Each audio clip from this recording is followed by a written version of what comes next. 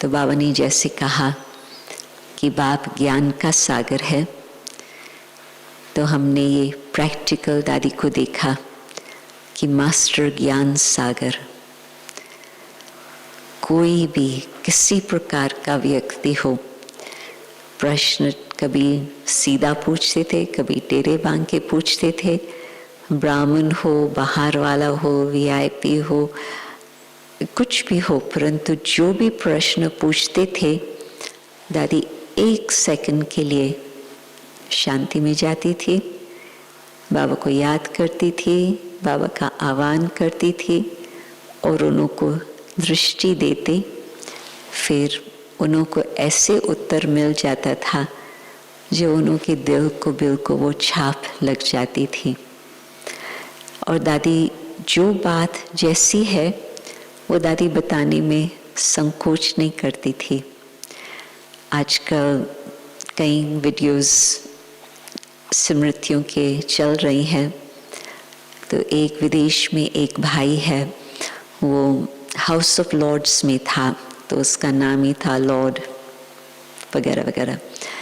तो वो जब आया, योग सीखा, तो दादी ने शुरू से ही उसको कह दिया, मैं समझती 2-3 दिन के लेसन लिए होंगे, तो उसने पूछा दादी से, मैं और मेडिटेशन को आगे बढ़ाने चाहता हूँ, मुझे क्या करना चाहिए? तो दादी ने उसको तुरंत ही 2 बातें बताई। एक तो तुम अपना खान पान शुद्ध करो। कहा हाँ ठीक है, दादी के कहने से बस हाँ। और दूसरा फिर दादी ने कहा तुम 4 बजे अमृत वेले योग में बैठो। मुझे आश्चर्य लग रहा था कि दादी बिल्कुल नए व्यक्ति को ऐसे बोल रही है, परंतु दादी की सत्यता की शक्ति, अपने स्वयं के अनुभव की शक्ति, अथॉरिटी थी। तो दादी ने उसको ये कहा और तुरंत उसने मान लिया। और ये है करीब 15 साल 20 साल पहले की बात। और तब से उसने दोनों बातें चालू रखी है। ब्राह्मण नहीं बना है, परंतु उसके जीवन में कुछ और आगे कदम बढ़े, उसको कुछ न कुछ बहुत अच्छी शिक्षाएं मिल गई। तो अपना अनुभव कईयों को सुनाता है। परंतु उस दिन एक मैं उसका वीडियो भी देख रही थी दादी की स्मृतियों का, तो कहा कि हम सब संगठन में बैठे थे, दादी दृष्टि दे रही थी सबको, और मुझे भी, मैं भी सामने आया, मुझे भी दृष्टि मिली। फिर दादी ने मुझे कहा तुम मेरे से बाद में मिलना। तो मैं दादी के पास कमरे में गया और दादी ने मुझे सीधा कहा तुम मुझे प्यार देने आए हो, तुम मुझे दृष्टि देने आए हो? तो वो सोच में पड़ा। दादी ने कहा कि मैं जब औरों को दृष्टि देती हूँ, मुझे वो फीलिंग आती है कि बाबा की याद की दृष्टि में वो आत्माएं मेरे से वो बाबा का प्यार ले रही है। परंतु तुम जब मेरे सामने आया, मुझे ऐसे लगता था कि तुम मुझे प्यार दे करके मुझे प्रभावित करने चाहते हो। तो वो कहे, ये सारा उसने अनुभव वीडियो पर सुनाया है, बहुत ही खुले दिल से। तो क्या, तो ये भाई कहता है दादी मैंने कभी इस तरह से नहीं सोचा था, परंतु आप जो कह रहे हो बिल्कुल ठीक कह रहे हो। क्यों? क्योंकि मेरा बचपन बहुत मुश्किल था, फिर मैंने अपनी मेहनत से अपने को यहाँ तक पहुँचाया, परंतु मेरे मन में सदा ये रहता है कि मैं अपना प्रभाव औरों के ऊपर डालूं ताकि वो मुझे प्यार करे, वो मुझे प्यार देवे।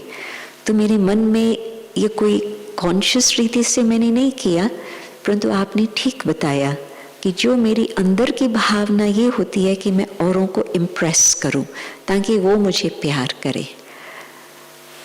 तो दादी ने कहा आप परमात्मा को याद करेंगे तो परमात्मा से आपको इतना प्यार मिलेगा जो आपकी दिल उसमें भरपूर हो जाएंगे।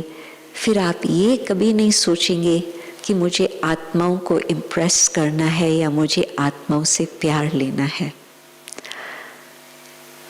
आप सोचो दादी की दृष्टि, हाँ हर एक को अनुभव है कि बहुत प्यार की दृष्टि, जिस प्यार से कई बातों का परिवर्तन हर आत्मा में हुआ, परंतु इस आत्मा का ये जो अनुभव खुद ही वो सुना रहा है पब्लिक में, मुझे लगा कि सचमुच दादी ने कुछ इसके बुद्धि को भी ऐसे कुछ परिवर्तन किया है जो वो आज सच्ची दिल से वो सबको ये बात सुना रहा है। एक और भाई ने अनुभव सुनाया, तो ये तो है ब्रिटेन का हाउस ऑफ लॉर्ड्स का मेंबर ये व्यक्ति, और दूसरा भाई है वो जो पहले वाला है वो मधुबन में 2-3 बारी आया हुआ है और बहुत अच्छा अनुभव मधुबन से हमेशा प्राप्त करके गया है। सदा कहता है कि मधुबन में आने से, और पांडव भवन में ही रहा है, या ज्ञान सरोवर, कुछ पांडव भवन कुछ ज्ञान सरोवर। परंतु ये दूसरा भाई वो बिजनेसमैन है और वो एक बहुत प्रसिद्ध कंपनी है यूनिलीवर का एक मुख्य रहा है, और वो मधुबन में पहले आया था जब उसकी कंपनी ने, यूनिलीवर ने ये सोचा कि जो भारत की स्पिरिचुअल ऑर्गेनाइजेशंस है उसमें जो लीडरशिप है वो लीडरशिप कैसे अपना कार्य कर रही है उसकी जांच हम करें।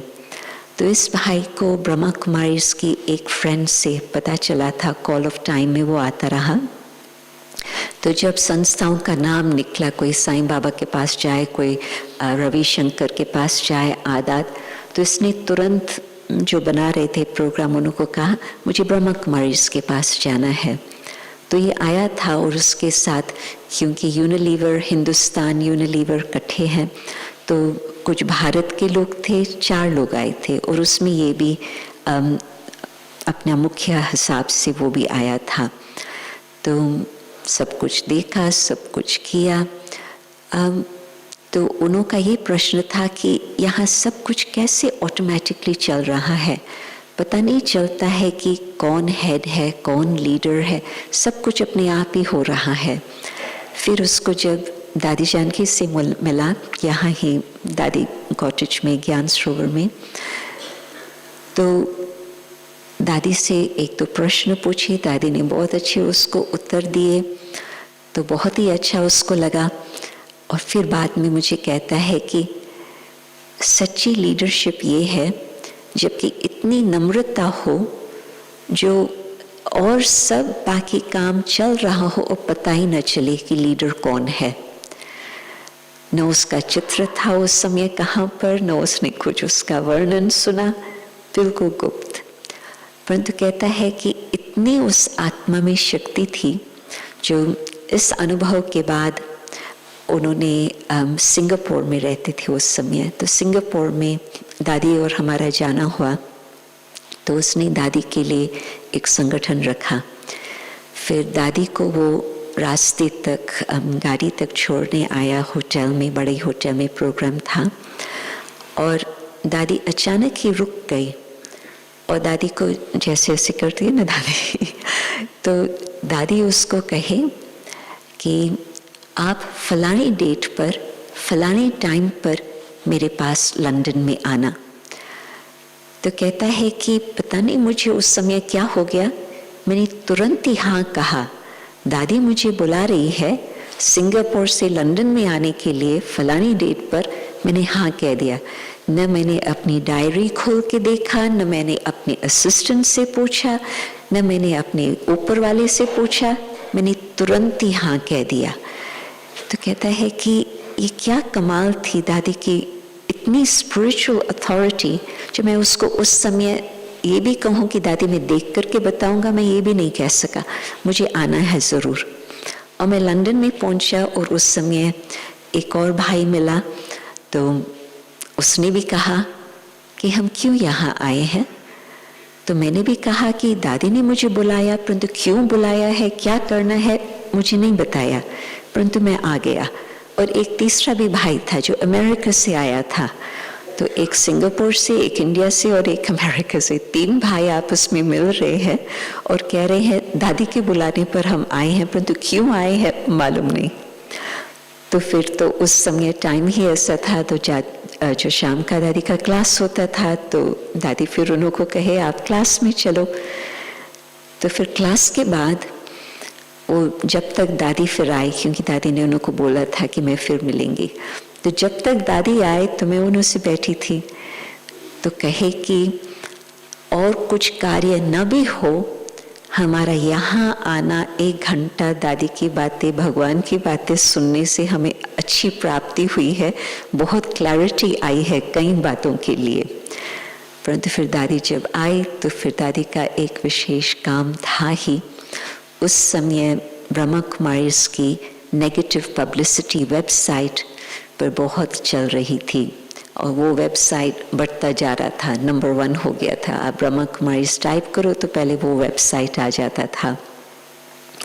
तो दादी उनसे ये राय सलाह करनी चाहती थी कि आप लोगों को हर प्रकार का संसार का अनुभव है, मुझे स्पिरिचुअलिटी का अनुभव है, तो आप हमें कुछ राय दो कि हम अभी इसको किस तरह से हैंडल करें।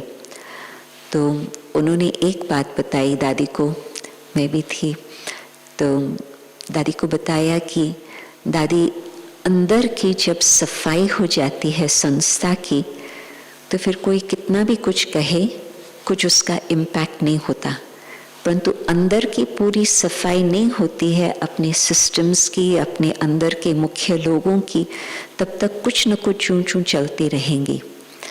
तो बात ये थी। और फिर तो बाद में वो कॉल ऑफ टाइम में भी हाजिर थे, परंतु दादी को टाइम, डेट, हाँ बस, कुछ और कहने की ज़रूरत नहीं है। तो ब्राह्मण तो हम सीख गए थे कि दादी को जी हाँ करने से बहुत फ़ायदा होता, खुद के लिए ही फ़ायदा होता। दादी कभी कुछ अपने लिए नहीं सोचती थी कि कोई मेरे लिए कुछ करे, परंतु आत्मा की प्रगति के लिए आत्मा और बाबा के नज़दीक आए।